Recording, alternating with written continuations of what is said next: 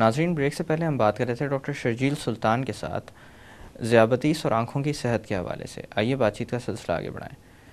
Doctor साहब, आपने तज़किरा किया लेंस का नंबर चेंज हो जाने का, जिसकी वजह से अमूमन ये लोग परेशान होते हैं जो कि ज़ियाबतीस का शिकार होते हैं कि बहुत फ्रीक्वेंटली फ्लक्चुएशन की वजह से शुगर में उनकी आँखों का जो नंबर है वो तब्दील हो रहा होता है। इसी तरह से कुछ ऐसी बीमारियां भी हैं जो उम्र के साथ सामने आती हैं, जैसे कि मोतिया हो जाना। जी जी। इसी तरह काला पानी भी एक बीमारी है जी जो कि मुस्तकिल तौर पर बीनाई ज़ाया हो जाने की एक जी बहुत बड़ी वजह है। जी। ये ख़राबियाँ भी क्या इन मरीज़ों में निस्बतन ज़्यादा नज़र आती हैं? बिल्कुल, इनमें जो डायबिटिक पेशेंट्स होते हैं उनमें कैटरेक्ट या मोतिया होने के चांसेस ज़्यादा होते हैं, क्योंकि वो उनमें अर्ली कैटरेक्ट डेवलप कर देता है। और इनमें जो है ना काला मोतिया के भी चांसेस होते हैं। उनमें ज़्यादा होते हैं कि असल में डायबिटीज़ जो है वो बेसिकली वैस्कुलर प्रॉब्लम है, तो काले मोतिया से ज़्यादा इनमें सफ़ेद मोतिया के चांसेस ज़्यादा होते हैं। और सफ़ेद मोतिया इनमें जल्दी डेवलप हो जाता है, तो इनको फिर चश्मे से भी साफ़ नज़र नहीं आता, तो फिर हमें इनकी सर्जरी करना पड़ती है, कैटरेक्ट के ऑपरेशन। इसके अलावा पीछे पर्दे पे वरम आना, पर्दे पे वरम आ जाना या खून की शरियानों को बढ़ना और न्यू वेसल फॉर्मेशन, जो कि एबनॉर्मल वेसल होती हैं, खून की एबनॉर्मल शरियानें जो है ना पर्दे पे चढ़ना शुरू हो जाती हैं, जिसकी वजह से खून आ जाता है पीछे पर्दे पे। तो इस तरह की कॉम्प्लिकेशन सारी इन पेशेंट्स में हो सकती हैं। स्पेशली उन पेशेंट्स में ज़्यादा होती हैं जिनमें अनकंट्रोल डायबिटीज़ हो, पुअरली कंट्रोल डायबिटीज़ हो, और ये चीज़ वर्स हो जाती है स्पेशली इन प्रेगनेंसी। अगर एक पेशेंट है, प्रेग्नेंट है और वो डायबिटिक भी है, पुअरली कंट्रोल डायबिटीज़ उन प्रेगनेंसी में बहुत कॉमन है, उसमें डायबिटिक रेटिनोपैथी जो है वो वर्स हो जाती है। या हाइपरटेंशन भी है, डायबिटीज़ के साथ हाइपरटेंशन भी है, वो भी वर्सन कर देती है डायबिटीज़ को। डॉक्टर साहब, अमूमन जो मरीज़ सवाल करते हैं वो ये है कि कितने अरसे तक ज़ियाबतीस रहेगी, तो इस तरह की कोई ख़राबी सामने आएगी, चाहे बात हो आँखों की, चाहे गुर्दों की, मतलब जिस चीज़ की भी बात की जाए।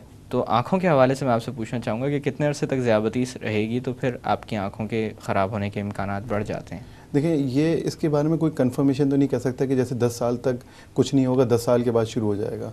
इसका ये होता है कि जितनी स्ट्रिक्ट आपका डायबिटिक कंट्रोल होता है उतने कॉम्प्लिकेशंस के रेट कम होते चले जाते हैं। जितना आपकी फ्लक्चुएटिंग शुगर होती है उतनी कॉम्प्लिकेशन के रेट हाई होते हैं। रिकमेंडेशन ये होती है कि 10 to 15 ईयर्स फिर भी लगते हैं डायबिटिक रेटिनोपैथी या पर्दे पे खून की शरियानें या शुगर के असरात आने के लिए। लेकिन ये कि ऐसे पेशेंट जिसको डायबिटीज़ है उनको चाहिए कि अपने हर साल अपनी आँख का मुआयना ज़रूर कराते रहें, ताकि हम उसको प्रॉपर्ली डॉक्यूमेंट करते रहें कि इस लेवल पे आपके पर्दे का या आपकी नज़र का ये हाल था, ताकि ईयरली हम उसको ये चेक करते रहें कि इसमें कंडीशन आपकी वर्स तो नहीं हो रही या स्टेबल है। उसके लिए हम ये रखते हैं कि अगर एक पेशेंट मेरे पास कोई आता है तो मैं उसको डॉक्यूमेंट कर के उसके बाद उसकी फंडस की एक फ़ोटोग्राफ ले लेता हूँ। फ़ोटोग्राफ लेने के बाद मैं ये ले लेते हैं हम कि भाई इस वक्त इसके पीछे पर्दे पे शुगर के ये असरात थे, और उसके बाद अगर शुगर के असरात पर्दे पे होते हैं तो उनको 6-6 महीने के बाद उनके फॉलोअप लेते रहते हैं, अगर माइनर हैं। अगर कोई मेजर हैं तो उसके लिए फिर उसकी ट्रीटमेंट सजेस्ट की जाती है। यानी अगर ख़राबी सामने नहीं आई है तो सालाना चेकअप होना चाहिए। हाँ, और अगर थोड़ी बहुत भी शुरू हो गई तो 6-6 महीने जी, कम से कम 6 मंथ फॉलोअप होनी चाहिए। अच्छा डॉक्टर साहब, अक्सर व बेशतर आँख के चेकअप की जब बात की जाती है तो अमूमन लोग जिस चेकअप को तसव्वुर में लाते हैं वो होता है जो स्नेलेंस चार्ट के ऊपर आप देख के आँख का नंबर जिसका अंदाज़ा लगाया जाता है। क्या वो चेकअप काफ़ी होता है या ये कोई स्पेशलाइज्ड चेकअप होता है जो कि इन लोगों को करवाना होता है जो ज़ियाबतीस का शिकार होते हैं? ये असल में जो स्नेलिन चार्ट है, ये चश्मे का नंबर चेक करना, ये कंप्लीट एग्जामिनेशन नहीं होता। इससे तो सिर्फ हमें ये पता चलता है कि आया उसके चश्मे का नंबर क्या है, और हमें उसको जो है ना उसको परफेक्ट नंबर देना होता है। लेकिन अगर पीछे पर्दे और शुगर के असरात पूरा चेक करने के लिए हमें पेशेंट को अच्छी तरह से कतरे डाल के उसकी पुतली फैला के उसके पर्दे का मुआयना करना पड़ता है, और ये देखना पड़ता है कि आया पर्दे पर कोई किसी किस्म का कोई शुगर के असरात तो नहीं है, कोई पर्दे पर वरम तो नहीं है। अगर कोई वरम होती है तो उसको हम डॉक्यूमेंट करते हैं, उसकी फ़ोटोग्राफ बनाते भी हैं और उसकी एक पिक्चर फंडस की ले लेते हैं, तस्वीर पर्दे की, ताकि ये देखते रहें कि इस लेवल पे अभी उसके पर्दे पे क्या असरात थे, और ताकि हम उसको उसी तरह से प्रॉपर्ली डॉक्यूमेंट करके उसको फॉलोअप करते रहें। तो उसके लिए पूरा एग्जामिनेशन बहुत इंपॉर्टेंट होता है। यानी एक ट्रेंड ऑप्थेल्मोलॉजिस्ट के पास जाकर आपने चेकअप करवाना चाहिए। जी बिल्कुल। अच्छा डॉक्टर साहब, जब इन लोगों की नज़र ज़ाया होती है पर्दे की ख़राबियों की बिना पर, तो ज़ाया होने का अंदाज़ किस तरह का होता है, और क्या ये भी मुमकिन है कि नज़र ज़ाया हो रही हो लेकिन मरीज़ अंदाज़ा ना कर पा रहा हो, क्योंकि अल्लाह ने हमें 2 आँखें दी हैं और थोड़ा बहुत, क्योंकि एक आँख में अगर नज़र कम भी हो जाए तो दूसरी उसको कंपनसेट करती है, तो क्या इस बिना पर ख़राबी देर से सामने आई, ये मुमकिन है? बिल्कुल, आप बिल्कुल सही कह रहे हैं और आपने बड़ा अच्छा हाईलाइट किया इस चीज़ को, बिकॉज़ असल में होता ये है कि we people use our both eyes. हर इंसान डेफिनेटली दोनों आँखों से देखता है। अगर एक आँख में कभी कोई छोटी-मोटी कॉम्प्लिकेशन भी आती है तो वो कभी उसको एप्रिशिएट नहीं कर पाता। स्पेशली ख़ास तौर पे वो ख़वातीन जो घर में हाउस होल्ड वाइफ्स होती हैं या वो ऐसी ख़वातीन जो ज़्यादातर घर में रहती हैं, उनका आउटडोर वर्क बहुत ज़्यादा नहीं है, वो ज़्यादातर हमारे पास ज़्यादातर कॉम्प्लिकेशंस के साथ आती हैं as compare to outdoor workers या मेल पीपल्स जो होते हैं। उसमें ये होता है कि जो है ना, उनको अंदाज़ा ही नहीं हो पाता कि उनकी एक आँख में नज़र इतनी कमज़ोर है। जब हमारे पास रूटीन चेकअप पे आती है और हम पर्दे को देखते हैं तो हमें लगता है कि एक आँख में तो काफ़ी इनकी नज़र कमज़ोर है। फिर जब उनकी एक आँख बंद करके उनका मुआयना कराते तो उनको नज़र ही नहीं आ रहा होता। तो आप सही कह रहे हैं, इसमें दोनों आँखों का बर वक्त मुआयना करना बहुत ज़रूरी होता है कि आया एक आँख में, क्योंकि डायबिटीज़ में ज़रूरी नहीं है कि दोनों आँखों की साइमल्टेनियस इन्वॉल्वमेंट हो। समटाइम एक आँख में इन्वॉल्वमेंट ज़्यादा होती है, एक में कम हो सकती है, एक में स्टार्टिंग होता है, एक में बिल्कुल नहीं होता। तो इसलिए दोनों आँखों का मुआयना बहुत ज़रूरी है और ये चीज़ हम पेशेंट को अवेयरनेस पहले ही दे देनी चाहिए जब वो हमारे पास पहला विज़िट कराए कि भाई आपको फ्रीक्वेंटली अपना मुआयना कराना है। अगर वो फ्रीक्वेंटली अपना मुआयना कराएंगे तो डॉक्टर इसको खुद ही अप्रिशिएट कर लेगा जी कि वो कब उसकी किस आँख में कोई प्रॉब्लम डेवलप हो रही है, क्योंकि ये साइमल्टेनियस दोनों आँखों में इन्वॉल्वमेंट नहीं होती, किसी एक में कम किसी में ज़्यादा हो सकती है। डॉक्टर साहब, पर्दे की इस तरह की ख़राबी, क्या इसकी स्टेजेस भी होती हैं? जी, इसकी स्टेजेस होती हैं, इसकी डिफरेंट स्टेजेस से इसको जो है ना क्लासीफाई किया गया है। कुछ स्टेजेस में ये इसको ये बताया गया है कि ये बैकग्राउंड में प्री प्रोलिफरेटिव और प्रोलिफरेटिव, ये तीन इनकी वैरायटी होती है। बैकग्राउंड में छोटे छोटे खून के शरियाने जो है ना लीक करना शुरू करती हैं और खून के धब्बे पर्दे पे आना शुरू हो जाते हैं और उसके साथ साथ मेन जो पर्दे की जो नस के करीब जो मैक्यूला जो कहलाता है वो एरिया होता है जहाँ पे पर्दे पे बाज़ दफ़ा वरम आ जाती है जी। ये वो बैकग्राउंड स्टेज होती है जो स्टार्टिंग में थोड़ी थोड़ी डेवलप होना शुरू हो जाती है।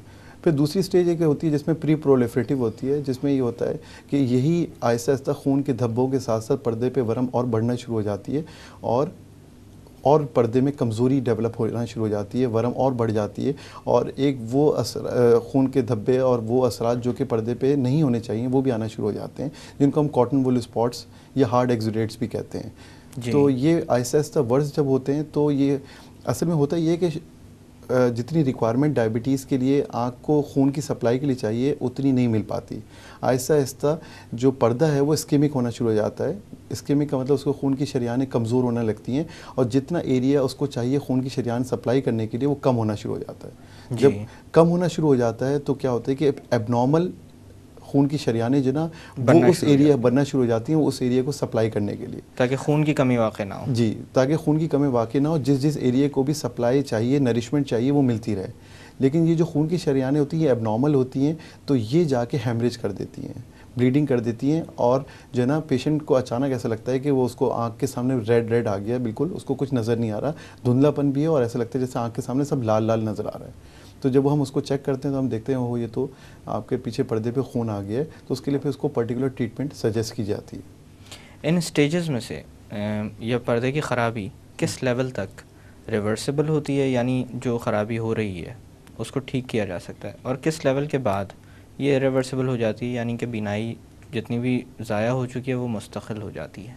देखिए अल्हम्दुलिल्लाह अब इतनी एडवांसमेंट आ गई है कि हम मतलब एडवांस स्टेज की भी अब ट्रीटमेंट हमारे पास अवेलेबल है अल्हम्दुलिल्लाह। और अब जितनी एडवांसमेंट आती जा रही है इसलिए बहुत कम ऐसे पेशेंट होते हैं जो कि बिल्कुल आप ये समझें कि एंड स्टेज पे होते हैं।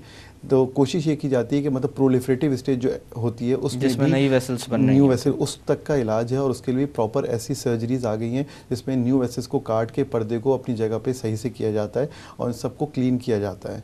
इसके लिए हमें पर्दे की सर्जरी करना पड़ती है। लेकिन डेफिनेटली अगर वो बहुत उससे भी एडवांस स्टेज में हो तो फिर विजन के चांसेस कम, क्योंकि मैंने आपको बताया इस्कीमिया, जितना इस्कीमिया होता चला जाएगा, जितने खून की शरियानें कमज़ोर होती चली जाएंगी और उस एरिया को सप्लाई नहीं मिलेगी तो वो एरिया नेक्रोस हो जाएगा, बिल्कुल, उसकी तो वो डेथ बिल्कुल ही हो ज़ाया हो जाएगी, चुका उस टिश्यू की डेथ हो जाएगी। जी। तो इसलिए अब आज के इतनी एडवांसमेंट आ गई है कि अच्छे से अच्छे ट्रीटमेंट की वजह से हम वर्स से वर्स कंडीशन को भी ट्रीट कर सकते हैं। जी डॉक्टर साहब, यहाँ पर थोड़ी देर के लिए बातों का सिलसिला रोकते हैं। नाज़रीन, वक्त हुआ एक छोटी सी कमर्शियल ब्रेक का। ब्रेक से वापस आकर आँख की सेहत और ज़ियाबतीस के मुताल्लिक़ मज़ीद बात की जाएगी। Stay with us.